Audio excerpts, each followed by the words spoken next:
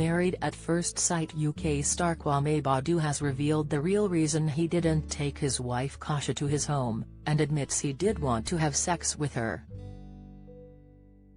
Viewers were led to believe that secretive Kwame, 42, was still living with his ex-wife after him and Kasia, 36, filmed his homestay, where couples invite their partners to see where they live, on a park bench.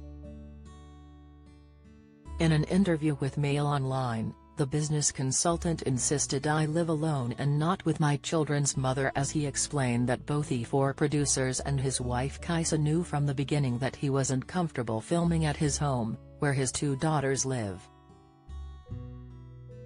He even says that TV bosses agreed to find him an Airbnb but at the last minute sought permission to shoot at South London's Coronation Gardens, but the show was cleverly edited to make it seem like he had something to hide. He said, "So, about the park bench. When the homestays were approaching, I told the producers that I didn't want to show my home because that's where my children live. In London, a window, or a specific angle, people are very aware and can identify where you live. It was a safety concern. There's a life both before and after the show. I made this very clear to Kasia that I didn't want to show my property, and producers said they would find an Airbnb, which she thought was a great idea. But the day before we were due to film, they told me that they couldn't find me anywhere. Instead, they had gained permission to film at Coronation Gardens. I spent 6 weeks with Kasia. She knew my home setup. I do not live with my children's mother. We live separately and co-parent. I live alone. People immediately thought I didn't take Kasia home because I live with another woman. I mean, Jesus. It's unfair." Since Kasia opted to leave the dating experiment last week, the father of 2 has faced a backlash for fat-shaming comments he made towards his curvaceous wife. But he refutes claims that he wasn't attracted to Kasia's body and says the only reason he decided to take their relationship slowly was over fears he would be branded a stereotypical black man for jumping into bed with his partner. He said, "I was suffering. I was like, God damn it, I want to be sexually active. I've got this woman in front of me dancing, twerking, but I got advice from friends and family beforehand not to go in quickly like I usually do. I definitely found Kasia attractive. She knew I found her attractive. I always made clear that I found her attractive and that I had dated women that look like her. We shared a bed for 6 weeks, we cuddled, we danced, we held each other, we spooned, we kissed, she would fall asleep on my shoulder, there was all of that.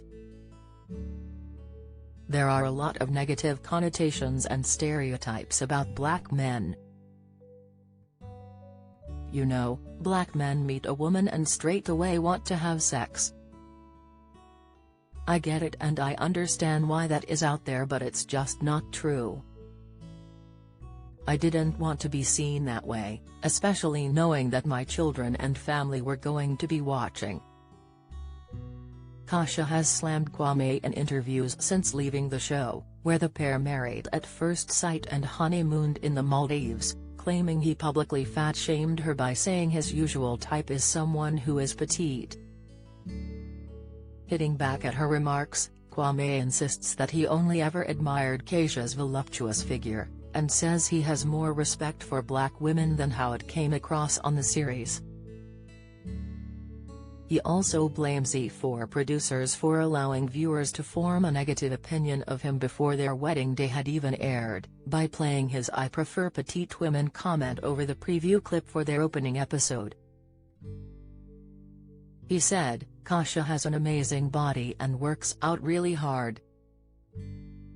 Black women get a tough rap, and I mean that sincerely, so I would never want to have a go or shout or say anything derogatory towards a black woman. I would rather raise them up, which is why my references were always Queen. We treat our women as royalty. Even before our wedding day aired, they played the audio about me liking someone who is petite as the trailer. So before you even watched our wedding, you're seeing a guy in a red suit, being met by this beautiful bride, saying I prefer someone petite. I remember watching it and thinking I'm going to get judged before this has even started. Kwame also calls out Kasia for having double standards after she described her type as someone taller and bigger than her husband's size, and even her maid of honor made preconceptions about his height based on his family's appearance on their wedding day. He added, "The irony is Kasia told the experts she wanted a 6'4" Nigerian and someone bigger than me. She would have gone for someone taller and bigger. There's a double standard because I said the one line about wanting someone petite, which is blown up, and words like fat shaming are being mentioned when I did not once say that, but when she mentioned I go for 6'4", bigger, and even when she met me at the aisle, her maid of honor said all of his family look a bit small. It does make you feel less." I was like, what? Hold on a minute. Have you not all heard what she said about me? The E4 series, which concludes this week, will see the remaining married couples renew their wedding vows during one final commitment ceremony. Kwame was certain he and Kasia would celebrate this milestone in their relationship, tailoring a new suit to wear for the occasion. But Kasia's mind was made up after Kwame appeared to dismiss and make light of her emotional life story, smirking as she described the struggles she experienced becoming a mom for the first time aged 15. He said, "I made a point of saying sorry to her on several occasions. I never wanted to put her down. I am so amazed by everything she has achieved. It was one moment, I was nervous, we had been drinking rum, we were having a joke beforehand, and then she began telling her story and I laughed, and I thought, come on guys, so many times I was there cheering her on and calling her amazing. Sometimes things make good TV, and it creates a narrative. Why would such a powerful, intelligent, and strong woman stay with me that long in the experiment if I were such a bad man? Why would she continually put stay? I was blindsided towards the end. I had ordered a new suit for the vow renewal and the suit was delivered to where we were staying. In my mind we were going to our renewals and seeing the process through to the end.